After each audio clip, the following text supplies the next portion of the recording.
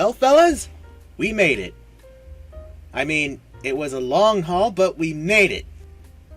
So, for those of you who have basically had anywhere close to as good of a year as I have, which was none, I am assuming at this point you guys are probably wondering, what do we have in store for 2021?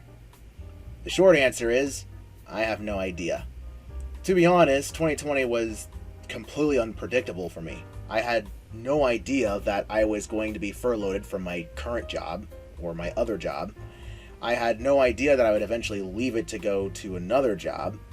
I had no idea that Donald Trump wouldn't become president. I mean, where I come from, that was a huge shocker, but I don't really care enough about American politics to really get into it.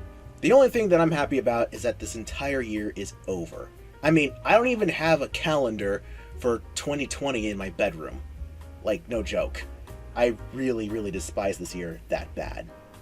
I mean, besides my own life being affected as a result, there were hundreds of things that happened this year that I just couldn't believe was happening.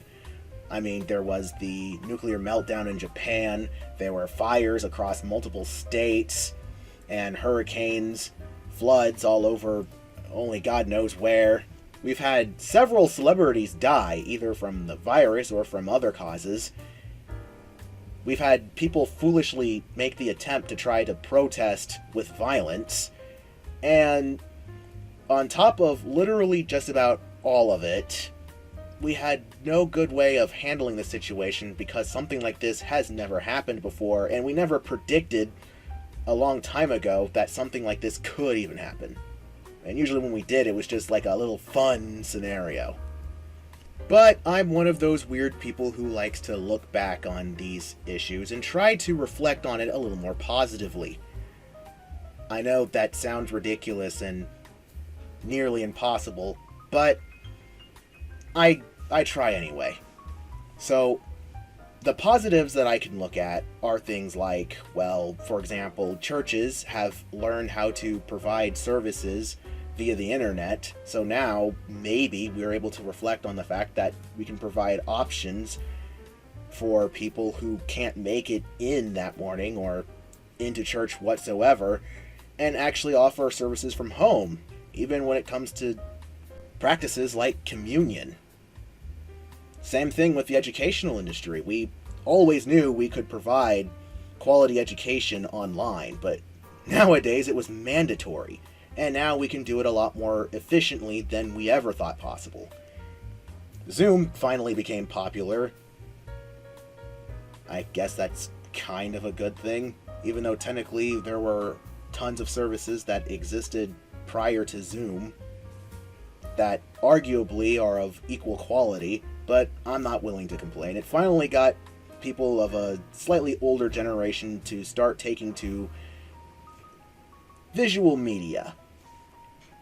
Also, lo and behold, I finally got a new job. Full-time. That pays way more than my last one and gives way better benefits. I mean, I'm probably one of the lucky ones because I know how devastating our economy is, but I try not to look at the negatives of it and realize that our economy is also changing. Nearly every job, at least office job, has to have something that allows them to do their work at home. But I'm just happy to say that we were able to find something. Now, in all honesty, I could sit here for hours and talk about everything right or wrong about 2020, but I just simply can't do that this video, because this is supposed to be an update video. So I only want to talk about what I'm about to do. For starters, I wanted to jump right back into making music again. I used to do it a lot back when I was first starting out on YouTube, but I hardly ever do it anymore, and I've dug up some old mixes I've always wanted to throw together, but never finish. I have a hard habit of starting up really great and ambitious projects, but never actually finishing them. So try to expect a little bit more of that. I'll even link a SoundCloud for everyone if they're interested. I want to also try to do a lot more Twitch streaming. Now, I've taken to Twitch a lot lately. I don't know what it is about the platform, but it's just really, really cool. I love the community there. Same with Caffeine.tv and Metal.tv, respectively. So, streaming might just be the norm for me. I might do it a little more often, I might not, but we'll see where it goes. Throughout 2020, I have also managed to start up a pretty decent video game collection across all of my favorite platforms, PC, Xbox, and even PlayStation. So I'm going to be playing a lot of these games, mostly indie titles, and possibly doing some reviews on them. I also wanted to try to work on some reviews, maybe for other consoles and systems, but I also wanted to try to get into streaming on Facebook as well. And I also wanted to do a lot more reaction videos, because I love doing those. They're outrageous, they're fun, they're spontaneous, and my friends have done an excellent job providing me with content to react on this channel, and I just can't wait to do more of them. Although, in the future, I might try to do them in the privacy and comfort behind my computer desk, instead of just out and about in my usual spot. I'm actually looking forward to what 2021 will actually bring, because I have a ton of new ideas for new projects that I just can't wait to surprise people with on this platform.